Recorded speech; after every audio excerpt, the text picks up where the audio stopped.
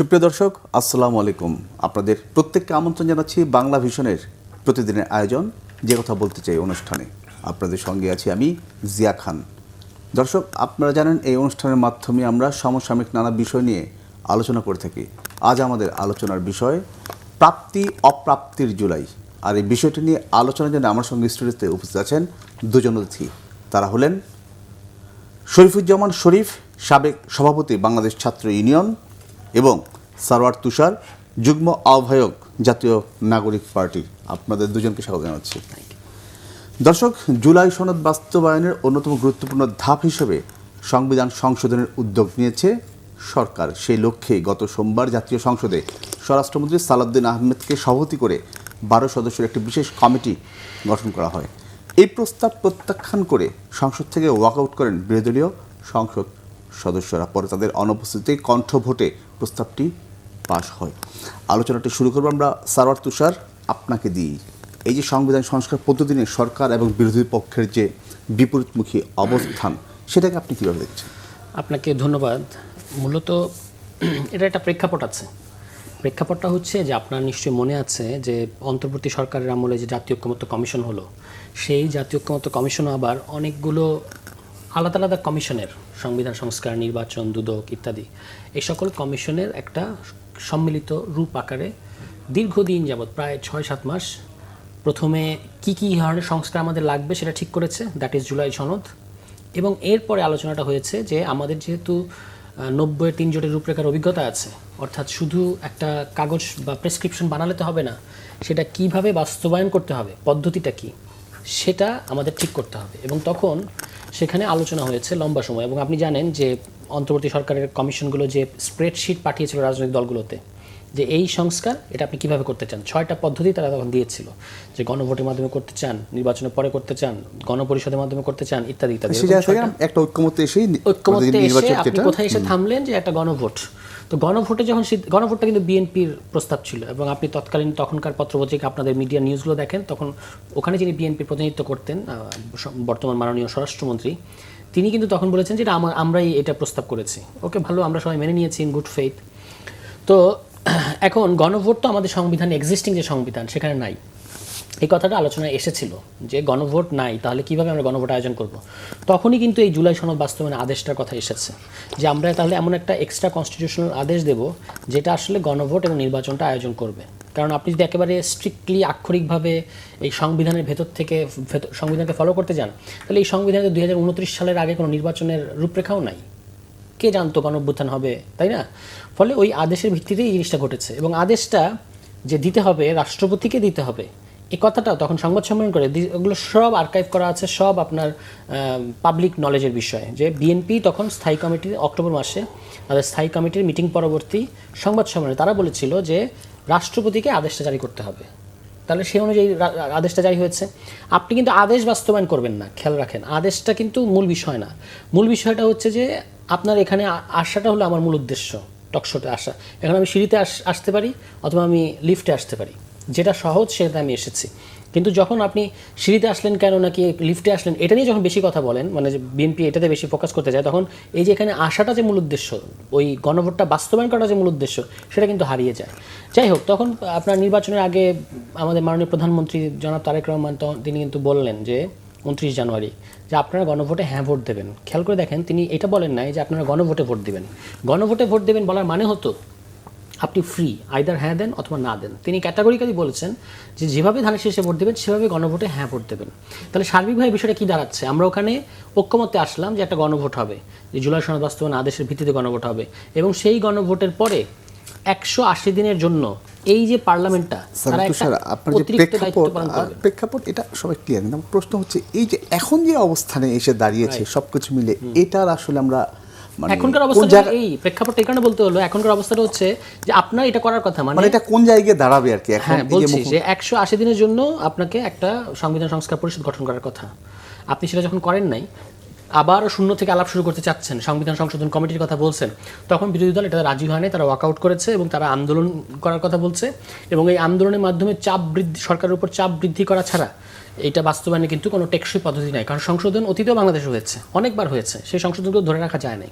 এত রক্তের পরে, এত আলোচনার পরে, এত ইফোর্টের পরে আমরা যদি এই সংস্কারগুলো আমাদের ভুল পদ্ধতি বাছাই করার কারণে যদি আমরা ধরে রাখতে না পারি, তাহলে সেটা খুব আনফর্চুনেট হবে। এই জন্যই পদ্ধতি বিষয়ক আলোচনাটা এত জরুরি। এবং এ কারণেই এখন বিরোধী দল যেটা বলেছে যে আমরা সংসদীয় কমিটি যেটা করা হচ্ছে, সংশোধনী কমিটি, সেখানে যাব না, আমরা ওই যেটা গণভোটের রায় সংস্কার পরিষদ বাস্তবায়ন করতে হবে সেভাবে করব। এবং এটা যদি পার্লামেন্টের সমাধান না হয়, তাহলে আমাদেরকে বাইরে গণতান্ত্রিক পদ্ধতিতে যে আন্দোলন করার যে বিরোধী দলের যে সাংবিধানিক অধিকার, সেই অধিকারের ভিত্তিতে আমরা আন্দোলন করব এবং জনগণকে সম্পৃক্ত করে সরকারের উপর চাপ সৃষ্টি করব। এটা এদিকেই যাচ্ছে ঘটনাটা। শরীফ ভাই, এখন এই যে সরকার বিরোধী দলের যে দ্বন্দ্ব, যে জায়গাটা আমরা এসে দাঁড়াচ্ছি, সরার্থ সুজিত যেটা বললেন যে আমরাও দেখছি বিরোধী দলের প্রধান আগে থেকেই বলছেন যে তারা রাজপথে নেমেছিল না এই বিষয়ে, রাজপথে এই দ্বন্দ্বের পিছনে আসলে কারণটা কি থাকতে পারে? ধন্যবাদ। সব কিছুর মুখ্য জায়গাটা হচ্ছে ক্ষমতাটা। কেউ নিরঙ্কুশ করতে চায়, কেউ ক্ষমতাটার একটা অংশ হাতে নিতে চায়। সরকারি দল এবং বিরোধী দলের ভেতরকার যে সম্পর্কটা, এটা আমার কাছে আর্টিফিশিয়াল মনে হয়। তারা পরস্পরকে যেভাবে সহযোগিতার জায়গাটা, আবার পার্লামেন্ট আপনি খেয়াল করবেন, রাস্তায় এসে যেভাবে গরম কথা বলে পার্লামেন্টে যাওয়ার পর সেখানে একটা সময় এসে দেখা যায় যে না, তারা একটা জায়গায় এসেছেন, পরস্পরকে সহযোগিতা করছেন। সহযোগিতা আমরা তো অবশ্যই চাই। বাংলাদেশেই প্রথম আপনি দেখলেন যে সংসদ নেতা, প্রধানমন্ত্রী বিরোধী দলের নেতার নির্বাচনী এলাকা দেখার জন্য স্পেশালি একজন প্রতিমন্ত্রীকে দায়িত্ব দিয়েছেন। বাংলাদেশে এটিকে কখনো ঘটেছে? এবং এই যে দ্বন্দ্ব, এই যে আলোচনা, এই যে সমালোচনা, সবটা গিয়ে একটা সময় এসে একটা জায়গায় উপনীত হবে এবং সম্ভবত দুপক্ষই কিছু কিছু ছাড় দিবে, এটা আমার ধারণা। কারণ এখন পর্যন্ত যাই বলেন না কেন, তাদের একটা অভিন্ন শত্রু আছে। সুতরাং সেই শত্রুর মাথাচাড়া দিয়ে ওঠার সম্ভাবনা যত প্রকট হবে, তত এই বিরোধগুলো আরও, এই যে দূরত্ব যতটুকু আছে, আমি বিরোধ বলবো না, দূরত্ব যতটুকু আছে, এই দূরত্বগুলোকে তারা কমিয়ে আনবে। শত্রুটাকে, শত্রুটা আওয়ামী লীগ। আর এদের একজন অভিন্ন মুরব্বীও আছে কিছু, দেশের ভেতরে দেশের বাইরেও, যারা নানাভাবে আমাদের এখানে ভূমিকা রাখে রাজনীতিতে। তারাও একটা জায়গায় গিয়ে একসময় একত্রিত হবে। এবং আপনি খেয়াল করছেন যে শুরুটা হয়েছিল যখন ঐক্যমত্য কমিশন প্রথম যে বৈঠক, সেই বৈঠকে অন্তর্বর্তী সরকারের প্রধান তিনি যে বক্তৃতা দিয়েছিলেন, এবং সেখানে তিনি বলেছিলেন যে যে সমস্ত পয়েন্টে আমরা একমত হতে পারবো, ঠিক সেই বিষয়গুলো আমরা এটা সংবিধান, অন্যান্য যে জায়গাগুলো, সেই জায়গাগুলোতে আমরা নিয়ে আসবো। কিন্তু তার সেই বক্তব্য অনেকগুলো জায়গা আমরা মেনে নিলেও যে জায়গাগুলোতে আমার স্বার্থের সাথে মিলছে না, সেই জায়গায় আমার বিরোধ দেখা যাচ্ছে, দ্বন্দ্ব দেখা যাচ্ছে। এবং রিয়েলিটি আপনি খেয়াল করবেন যে জুলাইয়ের যে প্রত্যাশাগুলো ছিল, এই প্রত্যাশাটা আমি নানা জায়গায় বলছি, আজকেও বলতে হয় যে এটা এক ধরনের অন্ধের হাতি দেখার মতো। ঠিক আমার যতটুকু প্রয়োজন আমি ঠিক ততটুকু গ্রহণ করছি। যে জায়গাগুলো আমার রাজনীতির জন্য ইতিবাচক আমি ততটুকু নিচ্ছি, যে জায়গাগুলো নেতিবাচক আমি ততটুকু নিচ্ছি না, বা আমার স্বার্থের সাথে মিলছে না, আমি যেতে চাই অন্য জায়গায়। আপনি প্রথম যে প্রশ্নটা করেছেন, আমার পরিবর্তন যেটি ঘটেছে, জুলাই অভ্যুত্থান, এটাকে আমি অনিবার্য মনে করি এবং সেটা আমি সব জায়গায় বলি। এবং জুলাই অভ্যুত্থানটা তৈরি করার প্রেক্ষাপটটা তৈরি করে দিয়েছিল আওয়ামী লীগ সরকার। কারণগুলো, তাদের যে সমস্ত আচরণ, তাদের খাসলত, এগুলোর জন্য এটি অনিবার্য ছিল। সেটা 24 আগস্টে না হয়ে যদি 24 আগস্টকে তারা কোনোভাবে শক্তি প্রয়োগ করে দমন করতে পারত, এটা হয়তো 25 হতো, হয়তো 28 হতো, কিন্তু হতো কোনো না কোনো একটা জায়গা থেকে এই যে বাষ্প, এটি বের হতো। কিন্তু তার পরের যে জায়গাগুলো আপনি কতটুকু এগোলেন, আমি মনে করি ওই জায়গাটা আমার এই সময়কালে আমাদের সুপ্রিম কোর্ট কিভাবে চলবে, আমাদের বিচার বিভাগ, মানবাধিকার কমিশন কিভাবে চলবে, তার থেকে আমি মনে করি আমাদের একটা জায়গায় জিজ্ঞেস করা উচিত যে বৈষম্যের বিরুদ্ধে শিক্ষার্থীরা আন্দোলনটা শুরু করেছিল, শুরুটা যেখানে ছিল আমি সেখানে যেতে চাই এবং কতটুকু অর্জন করেছি সেটা দেখতে চাই। আমার যে কর্মসংস্থান, চাকরির কথা, আপনার মনে থাকার কথা, আমাদের প্রধান উপদেষ্টা যখন জাপানে গিয়েছিলেন এবং ফেরার পরে আমরা শুনেছিলাম তিনি বলেছিলেন যে জাপান আমার কাছে জানতে চেয়েছে কত লোক আমি পাঠাবো। আমি 1 লক্ষ লোকের কথা বলেছি, আরো বেশি লোক পাঠানোর কথা বললে হয়তো তারা রাজি হতো। আমি একটু শর্ট করি, সেটা হচ্ছে এই যে দ্বন্দ্বটা আমরা দেখতে পাচ্ছি, হ্যাঁ, এটা যে রাজনৈতিক বিভাজন যেভাবে আগাচ্ছে, এটা আপনি কিভাবে দেখেন?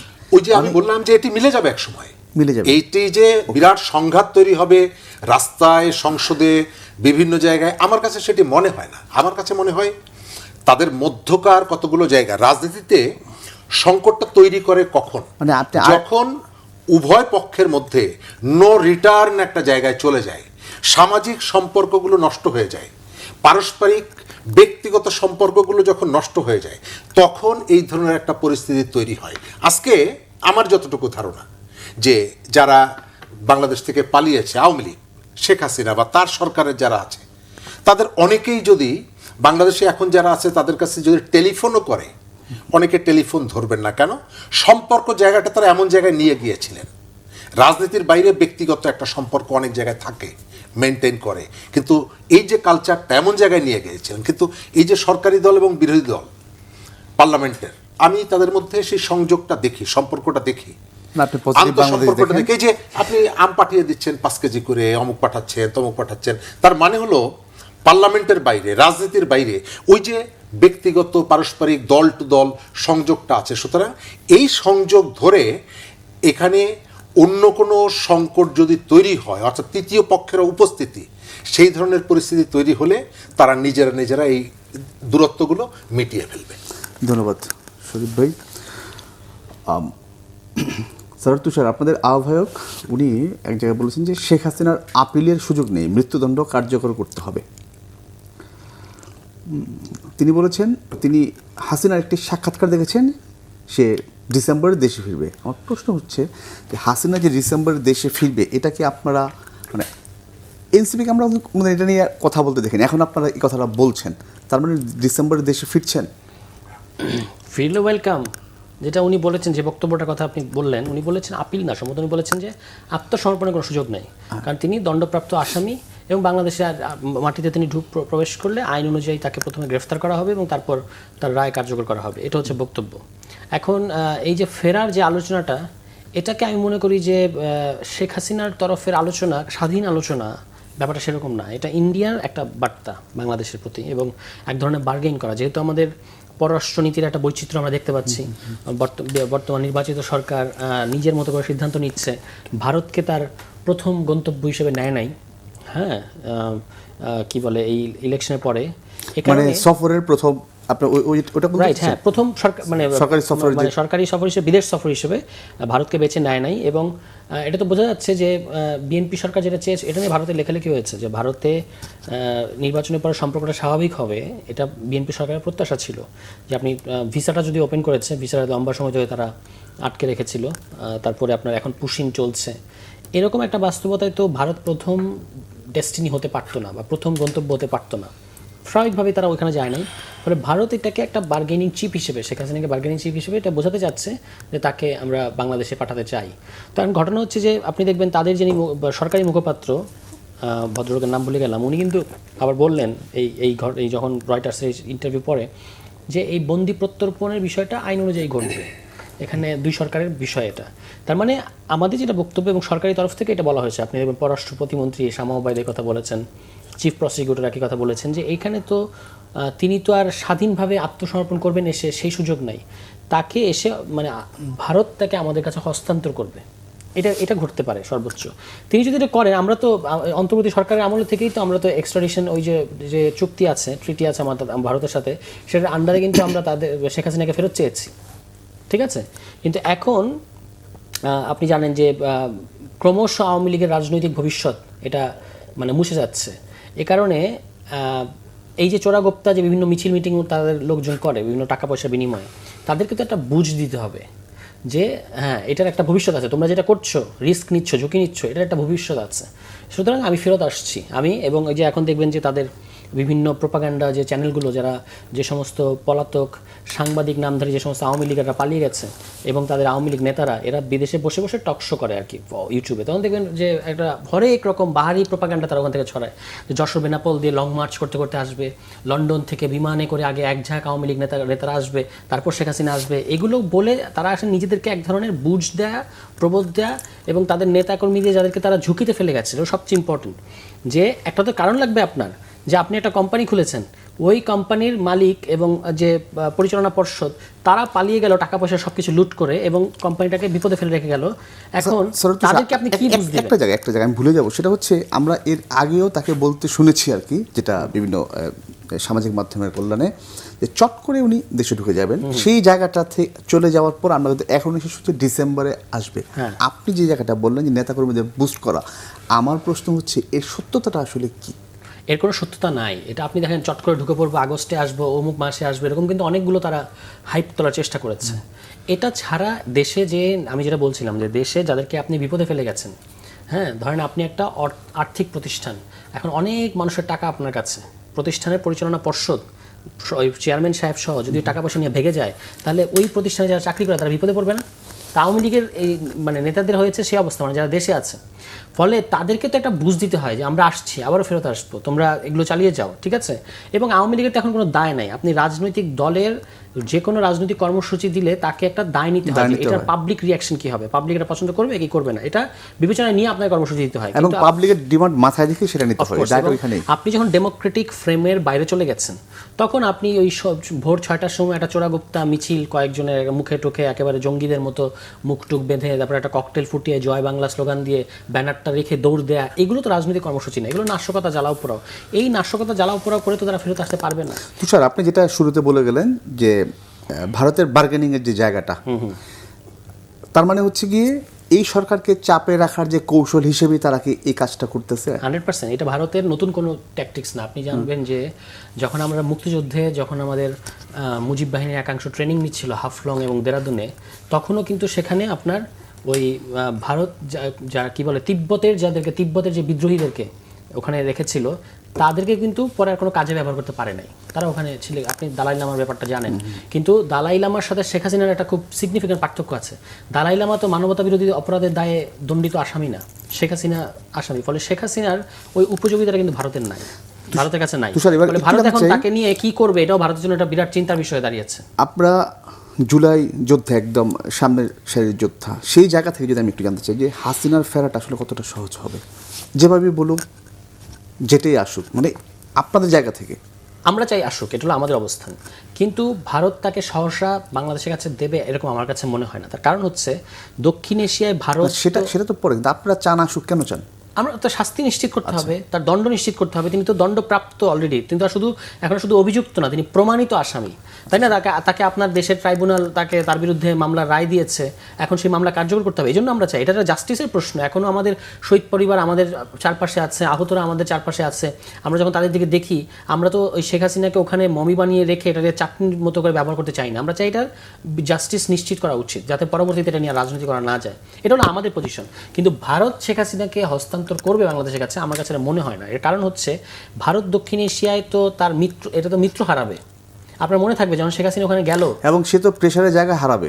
সে যখন গেল শেখ হাসিনা, তখন তাদের একটা অল পার্টি একটা বৈঠক হয়েছে, সেখানে রাহুল গান্ধী সাহেবও ছিলেন এবং পরবর্তীতে বের হয়ে এসে শশী থারুর একটা কথা বলেছেন যে আমাদের পরীক্ষিত বন্ধু, তাকে এখন আশ্রয় দেয়া এটা আমাদের ডেমোক্রেসির স্ট্যান্ডার্ডের সাথে ম্যাচ করে। তাহলে এটা যদি তাদের ডেমোক্রেসির স্ট্যান্ডার্ড হয়, তাহলে তো এখন যদি তাকে দিয়ে দেয়, তাহলে তো অন্যান্য মিত্ররা বলবে তোমাকে তো ভরসা করা যাবে না, কারণ তুমি তো বিপদ হলে দিয়ে দিবে এরকম, ঠিক আছে? ফলে ওইটা যেন না বলতে পারে, তারা শেখ হাসিনাকে ভারতেই রেখে এক ধরনের ওখানেই হয়তো মৃত্যুবরণ করার মতো জন্য অপেক্ষা করবে। কিন্তু আমার ব্যক্তিগত ধারণা যে ভারত এখন যাই বলুক না কেন চাপ সৃষ্টির জন্য, তারা বাংলাদেশে শেখ হাসিনাকে ফেরত দেবে না। শেষ একটা বিষয় জানতে চাই, সেটা হচ্ছে সেই হাসিনার আসা, দেশে আসা ফেরা, যেভাবেই বলুক, যে এও কথা আসছে যে সে আসলে যেমন সে নিজেও বিপদে পড়তে যাচ্ছে এবং আইনের মাধ্যমে আসতে হবে, কিন্তু যদি শেখ হাসিনা দেশে ব্যাক করে, আওয়ামী লীগ ব্যাক করে, তাহলে কারো বিপদে পড়ার সম্ভাবনা আছে। কারো বলতে কাদের, সেটি জানতে যাচ্ছি। আমার কাছে এরকম মনে হয় না। কেন? কারণ অন্তত এই প্রশ্নে সরকার, বিরোধী দল সহ বাংলাদেশের ওভারহেলমিং মেজরিটি পিপল, জনগণ একমত আছে। যে শেখ হাসিনাকে এবং আওয়ামী লীগকে শাস্তিটা নিশ্চিত করতে হবে। এবং এখানে ওই শেখ হাসিনা আসলে এটাকে কেন্দ্র করে যে তাদের নেতাকর্মীরা কিছু আপনার নাশকতা করার চেষ্টা করবে, সেটা খুব বেশি লাভবান হবে না। কারণ এই প্রশ্নে যখন একটা প্রশ্নে সরকার, রাষ্ট্র, বিরোধী দল, সাধারণ জনগণ এক লাইনে চলে আসে, তখন কিন্তু তাদের পক্ষে মানে পুরো গোটা একটা জনপদের বিরুদ্ধে গিয়ে আপনি কিভাবে কি করবেন, কিছু আপনি তো করতে পারবেন না। ধন্যবাদ সরোয়ার তুষার। শরীফ ভাই, এই যে তার যে ফেরাটা, এটা রাজনৈতিকভাবে মানে গ্রহণযোগ্যতা কতটুকু? গ্রহণযোগ্য অগ্রহণযোগ্যতার তো আমরা ঠিক করে দিতে পারবো না, তবে আমাকে যদি জিজ্ঞেস করেন আমি বলবো যে যদি কালকে আসতে চাই, আমি কালকে কোনো নিয়ে আসা যদি হোক। কিন্তু সুতরাং যুক্ত করার পক্ষে না। পক্ষে না। আমাদের অনুভূতি ম্যান টু ম্যান ভ্যারি করে। যিনি তার সন্তানকে হারিয়েছেন তিনি চান তার সন্তানের খুনের জন্য অভিযুক্তরা লাস ভেগাসে ঘুরে বেড়াক, সেটা তিনি চান না। যিনি শেয়ার মার্কেট থেকে টাকা খুইয়েছেন তিনি চান এই ঘটনার সাথে যারা যুক্ত, যারা জড়িত, তাদের বিচার হোক। কিন্তু আমার কাছে মনে হয় যারা এই ব্যাপারগুলোর সাথে সংযোগ ঘটেনি, আমার কেউ মারা যায়নি, সুতরাং আমি চাই যে তারা দূরে দূরে থাকো, আমি আমার মতন করে এখানে সব কিছু ভোগ করি। এই ধরনের একটা প্রবণতা আমি দেখতে পাচ্ছি। মন থেকে এক রকমের কথা বলা হচ্ছে, কিন্তু ভেতরে ভেতরে একটা প্রত্যাশা হলো ওরা যেন এদিকে কেউ না আসে। এই ধরনের একটা মেসেজ আমি কারো কারো বক্তব্যের মধ্যে পাই। আওয়ামী লীগকে এখানে ফিরবে কি ফিরবে না সেটি তার ব্যাপার। আওয়ামী লীগের নেতাকর্মীদেরকে তার দলের অমুক নেতা তমুক নেতা প্রতারণা করেছে কি করেনি এটিও আমার হেডেক না, কারণ আমি আওয়ামী লীগ করি না। কিন্তু আমি যেটা মনে করি যে আওয়ামী লীগ এখানে আছে, এবং এটি প্রমাণ পাই আমি যখন ভোটের সময় আসে, গভীর রাতে গিয়ে তার দরজার কড়া নাড়েন আপনি, তখন আমি বুঝতে পারি যে না, আওয়ামী লীগ আছে। ভোটের সময় মোটামুটি অনেককেই আমরা দেখেছি আওয়ামী লীগের দরজায় গিয়ে কড়া নাড়তে। ভোটের পরেও আমরা দেখেছি পরিষ্কার করে বলতে যে আওয়ামী লীগ আমাকে ভোট দিয়েছে বলে আমি এমপি হয়েছি। ফরিদপুর 1 আসনের জামাতের যিনি এমপি হয়েছেন তিনি ইন্টারভিউ দিয়ে বলেছেন যে আওয়ামী লীগ আমাকে ভোট না দিলে আমি জিততাম না, এখন এমপি হিসাবে যে রাস্তাঘাটগুলো বানাচ্ছি আগে তাদের বাড়ির সামনেরগুলো বানাচ্ছি। তার অর্থ হলো আওয়ামী লীগ এখানে আছে। কিন্তু তার বিরুদ্ধে অনেক অভিযোগ আছে, তার হাতে রক্ত আছে, তার কাঁধে লাশের বোঝা আছে। এখন তার যে ওই যে রাতের রাজনীতিটাকেও যদি বাঁচিয়ে রাখতে হয় তাহলে তাদেরকে আসতে হবে, মরার জন্য হলেও এখানে আসতে হবে, দাফন নেওয়ার জন্য হলে এখানকার মাটিতে তাকে ফিরতে হবে। তা না হলে তার রাজনীতি আর কোনো দিন রাতের বেলাও তার কাছে কেউ যাবে না। এক সেকেন্ড জায়গাটা হচ্ছে শেখ হাসিনা আসবে কি আসবে না। শেখ হাসিনা আমি দেখলাম যে মিডিয়াতে একটা ইন্টারভিউ দিয়েছে, আমি পুরোটা পড়িও নি। আপনার কি মনে হয়? আমার কাছে যেটা মনে হয় ওই যে যদি তারা তাদের রাজনীতি ওই যে রাতের বেলাও যদি থাকে, এখন তো তাদের কার্যক্রম নিষিদ্ধ। একটা মানুষ সে তাকে ফিরতে আসবে, এরেস্ট হবে, তার বিরুদ্ধে সাজা হয়েছে, সেখানে যাবে। আমি শেষ করে দিই এই জায়গাটায়।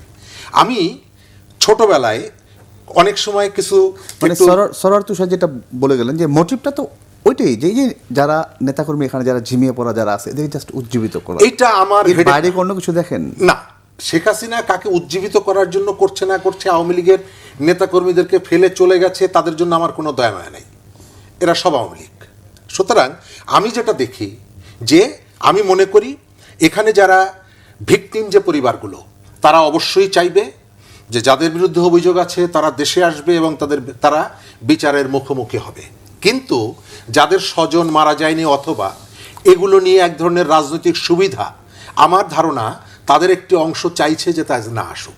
কারণ আপনি যখন আপনার একজন কাঙ্ক্ষিত কোনো একজন ব্যক্তি যদি আপনার দেশে আসতে চায় বা যাকে আপনি খুঁজছেন, ইন্টারপোল দিয়ে খুঁজছেন, নানা কিছু দিয়ে খুঁজছেন, তার আসার কথা শোনার পর থেকে আমি কেন বলছি যে তাকে আসলেই তো আমরা অ্যারেস্ট করব, সে কি বলেছে আসলে আমাকে 5 স্টার হোটেলে রাখবেন? নো, সে তো ফাঁসির আসামি। এই প্রশ্নটা আপনি যখন এই প্রসঙ্গটা যখন আপনি তোলেন তখন আমার মনে হয় যে আপনি তাকে মনে করিয়ে দিচ্ছেন তোমার এই ঘটনা ফেস করতে হবে।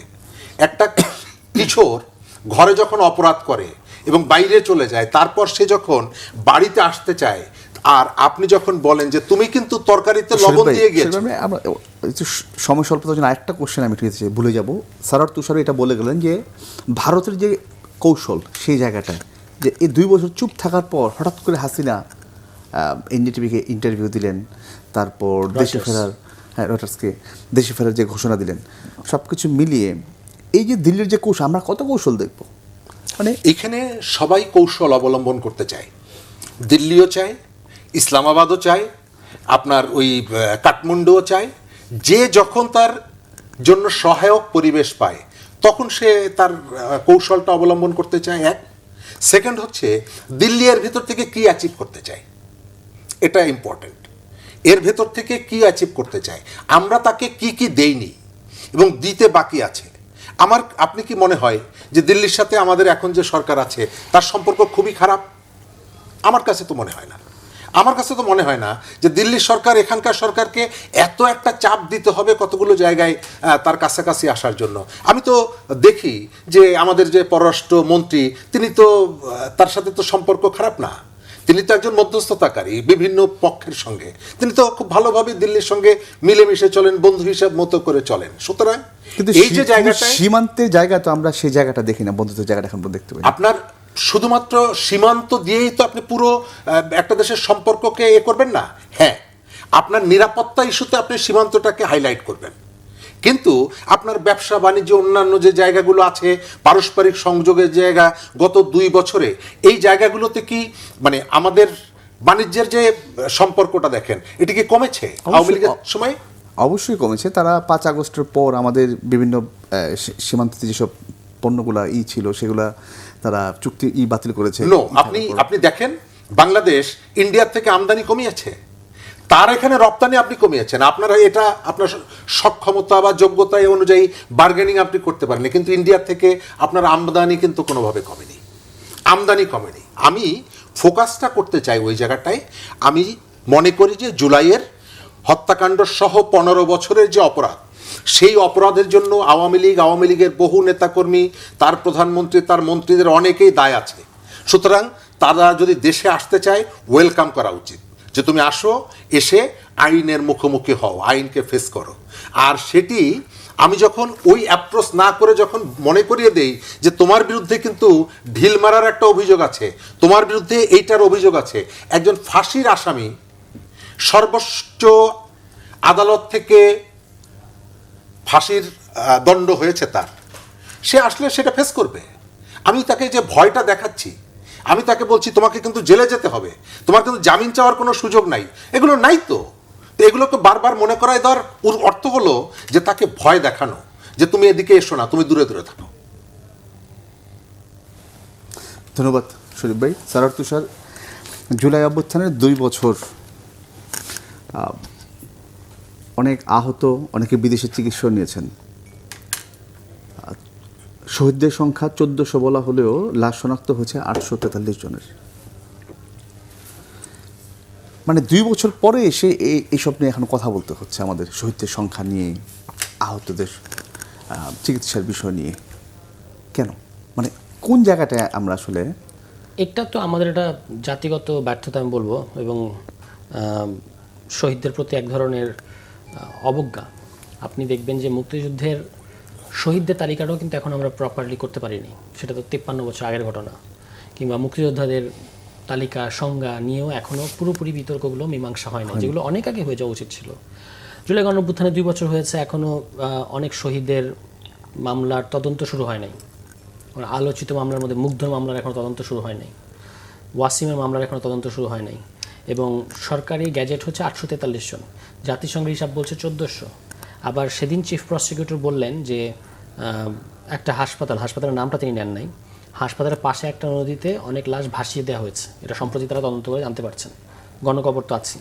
তাহলে সরকারের কিন্তু এটা কিন্তু উচিত যে ওই যে হাসপাতালগুলোতেই যদি সরকার একটু করে, আপনার যেখানে যেখানে বড় বড় আন্দোলন হয়েছে, তীব্রভাবে পুলিশের সাথে মানে আন্দোলনকারীদের একটা হয়েছে, সেখানে উচিত হচ্ছে হাসপাতালেরগুলোতে খোঁজখবর নেওয়া এবং একটা পূর্ণাঙ্গ তালিকা করা, এবং নিশ্চিতভাবেই এই সংখ্যাটা আরও বাড়বে। এটা অন্তর্বর্তী সরকার একটা আনফিনিশড কাজ, বর্তমান সরকারের আলাদা মন্ত্রণালয় আছে, আমি সম্ভবত এখন মুক্তিযুদ্ধ মন্ত্রণালয়ের অধীনেই জুলাইয়ের ব্যাপারগুলো করা হয়। প্রথমত জুলাই গণঅভ্যুত্থান আলাদা অধিদপ্তর করা উচিত, এবং সেখান থেকে আপনার এই মানে যেটা মন্ত্রণালয়ের অধীনে থাকবে, মুক্তিযুদ্ধ মন্ত্রণালয়ের অধীনে থাকবে, এবং সেখানে হচ্ছে এই শহীদের তালিকাটা পূর্ণাঙ্গ করে ফেলা। এবং তাদের কিন্তু যে আমাদের কাছে বিভিন্ন সময় ফোন আসে যে একজন টাকা পেয়েছে আরেকজন পায় নাই। হ্যাঁ, তো এটা হয় কি যে যখন একটা, যেমন ধরেন আমার নরসিংদীতে, সেখানে সারা জেলায় সম্ভবত 20-20+ শহীদ, তো তো যখন একজনের কাছে টাকা এসেছে বা টাকা আপনার টাকাটা আপনি বুঝে নিয়ে যান, এই বার্তাটা আসছে, আরেকজনের কাছে আসে না, তখন তার একটা উদ্বিগ্ন হয়। তো এখানে অনেক আমলাতান্ত্রিক জটিলতা আছে, ক্ষোভটাও কাজ করে, খুব কাজ করে এবং হয় যে, এবং তারা তো আসলে সবাই খুব নিরীহ মানুষ, সমাজের একেবারেই প্রান্তিক মানুষ। তো তাদের কিন্তু এই সরকারি চ্যানেলের যোগাযোগগুলো খুব কঠিন তাদের জন্য, তারা ব্যাপারগুলো বোঝেন না। এখানে জেলা প্রশাসনের অনেক দায়িত্ব আছে, উপজেলা প্রশাসনের দায়িত্ব আছে, কিন্তু সেখানেও তারা ঠিক কতটুকু দরদ দিয়ে কাজগুলো করেন সেটা নিয়ে আমার প্রশ্ন আছে। আমি তো অন্তর্বর্তী সরকার আমলে দেখেছি আমলাতান্ত্রিক কাজের যে একটা প্যাটার্ন, একটা যান্ত্রিক প্যাটার্ন, এই জিনিসটাকে আপনি সেই যান্ত্রিকতা দিয়ে করতে পারবেন না। এটাতে সর্বোচ্চ দরদ দিয়ে একটা হিউম্যান টাচ এখানে দরকার। মানে যে আমলাতন্ত্রের যে প্রসেস, আপনি এই রুম থেকে ওই রুমে একটা হুকুম দিলে সেটাও আপনি চিঠি দিয়ে দেন, এই যে 3 রুমের সবাই সবার সাথে চিঠি চালাচালি করে, এই প্রক্রিয়ার মধ্যে আমাদের এই শহীদ পরিবার তারা ঠিক আসলে কমফোর্টেবল না।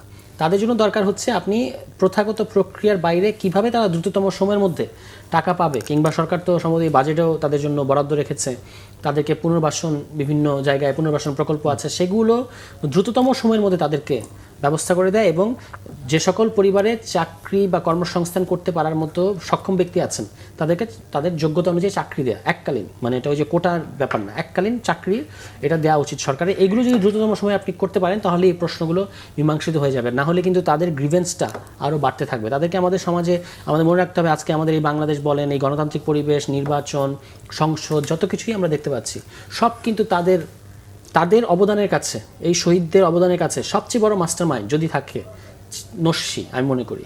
সুতরাং তাদেরকে আপনি যদি সর্বোচ্চ গুরুত্ব না দেন, তাহলে আমাদের এই যে রাজনীতি নিয়ে আলোচনা করা, গণতান্ত্রিক বাংলাদেশ করা, সংস্কার, এগুলো কোনো কিছুর কোনো মূল্য থাকবে না। এই কারণে সরকারের উচিত হচ্ছে এটাকে সর্বোচ্চ প্রায়োরিটি দিয়ে এবং আলাদা অধিদপ্তর করে দেওয়া মন্ত্রণালয়ের অধীনে। প্রয়োজনে আপনি যখন কাজটা, বেশি তো শহীদ পরিবার না, বেশি তো আহত না, কাজ যদি শেষ হয়ে যায় আপনি মনে করেন, আপনি সেই অধিদপ্তর বন্ধ করে দিন, কিন্তু কাজ চলা পর্যন্ত একটা আলাদা টাইম ফ্রেমে নিয়ে আসেন, একটা টাইম ফ্রেমে নিয়ে আসেন যে এই টাইমের মধ্যে আগামী 2 বছরের মধ্যে আমি সকল শহীদ পরিবারকে, সকল আহতদেরকে পুনর্বাসন করব, যাদের যাদের কর্মসংস্থান দেওয়া দরকার তাদেরকে আমি দেব, এবং তাদের যে পাওনা টাকা, যেটা সরকারি প্রতিশ্রুতি, কিংবা জুলাই ফাউন্ডেশন এখন আমি যতটুকু জানি, স্মৃতি ফাউন্ডেশন যেটা, তারা কিন্তু আর্থিক সংকটের মধ্যে আছে, একবার ম্যানেজমেন্ট সংকটের মধ্যেও আছে, এটাকেও রিভাইভ করা। এগুলো আমাদের হচ্ছে, মানে এইটুকু যদি আমরা না করি তাহলে কিন্তু আমাদের যে এই যে পার্লামেন্টে বসে থাকা, টক শোতে এসে কথা বলা, রাজনীতি করা, এগুলো কিন্তু কোনো কিছুই আর কোনো মানে থাকে না। সর্বোচ্চ গুরুত্বটা তাদের দিকে দেওয়া উচিত আমি মনে করি। শরীফ ভাই, সরকারের 5 মাস পূর্ণ হলো, যদি ওই 5 মাস দিয়ে কোনো সরকারের সফলতা কিংবা ব্যর্থতা বিবেচনা করা যায় না, তারপরও জানতে ইচ্ছে করে আপনারা কি, যেহেতু আপনারা পলিটিশিয়ান, তো এই সরকারের সফলতা বা ব্যর্থতার জায়গাটা আপনারা কীভাবে দেখছেন? ধন্যবাদ। আপনি যেটা বলেছেন ওটা যুক্ত করে দেওয়া যায়, কিন্তু 5 মাসে আসলে 5 বছরের একটা সরকারের পুরোপুরি বোঝা যায় না, তবে তার ফিলোসফিটা বোঝা যায়, সরকার আসলে কি করতে চাইছে। আমি সরকারের থেকে স্পেসিফিক 2-3টা জায়গার অ্যাক্টিভিটিটা দেখি। আমি দেখি আমাদের একজন প্রধানমন্ত্রী এসেছেন যিনি অ্যাক্টিভ, যিনি রিঅ্যাক্টিভ, যিনি প্রোঅ্যাক্টিভ, এবং এগুলোর ভেতর থেকে তিনি কতগুলো গুড মেসেজ আমাদেরকে দিচ্ছেন। কোনো ঘটনার প্রেক্ষিতে তাৎক্ষণিকভাবে কতগুলো রিয়াকশন, কিন্তু পুরো সরকারটা যেভাবে ফাংশন করা দরকার আমি তার একটা বিরাট ঘাটতি দেখতে পাচ্ছি, আমি অনুপস্থিতি দেখি। আজকেও একটু আগে দেখলাম পত্রিকায় নিউজ বেরিয়েছে, কেবল কলাবাগান থানায় 111 জন চাঁদাবাজ, পেশাদার চাঁদাবাজ, তারা চাঁদাবাজি করে। এই বার্তাটা পত্রিকায় আছে, এইটা সরকারের কাছে নাই কেন? আপনার আইন শৃঙ্খলা সরকারের যে চ্যালেঞ্জের জায়গা, সরকার অনেকগুলো দায়িত্ব বোঝা, এটি সরকার উত্তরাধিকার সূত্রে পেয়েছে। আমাদের ব্যাংক ব্যবস্থাটা যে বিপর্যয়, কিন্তু কতগুলো জায়গা আছে যে জায়গাগুলো সরকারের নিজেদের লোকরাই হচ্ছে ক্রিয়েট করছে। এই সময়কালে আওয়ামী লীগের কেউ এসে চাঁদাবাজি করে এই বিশ্বাস আমার নাই। আমার বিশ্বাস এর সাথে সরকারি দলের লোকজন জড়িত। আমি জি.কে. শামীমকে দেখছি আবার দৃশ্যপটে ফিরে এসেছে, রেলের কাজগুলো নিয়েছে। আওয়ামী লীগের সময় জি.কে. শামীম নতুন করে পরিচয় করে দেওয়ার কিছু নেই। যারা তাকে নিয়ে এসেছেন তারা জানেন না জি.কে. শামীম কে। এই ঘটনাগুলোর ভেতর থেকে আমি সরকারকে, আপনি যদি বলেন 20-এর মধ্যে কত দিবেন, আমি মার্ক দিতে চাই না। আমি কতগুলো জায়গায় সরকারকে দৃশ্যমান কতগুলো উদ্যোগ, কেবলমাত্র একজন ব্যক্তি, আপনার এই প্রতিষ্ঠানে অসংখ্য সহকর্মী, আপনাদের এখানকার শীর্ষে যিনি আছেন, তিনি একা চাইলেই খুব ভালো কিছু করে দেখাতে পারবেন না। হামিদুর রহমানের ভেঙে ফেলা হচ্ছে, স্মৃতিস্তম্ভ ঝিনেদায়, কেউ জানে না কারা ভাঙছে। এটা কি সম্ভব? একজন বীরশ্রেষ্ঠের স্মৃতিস্তম্ভ ভেঙে ফেলা হচ্ছে, কেউ বলতে পারে না কারা ভাঙছে। তার মানে কি?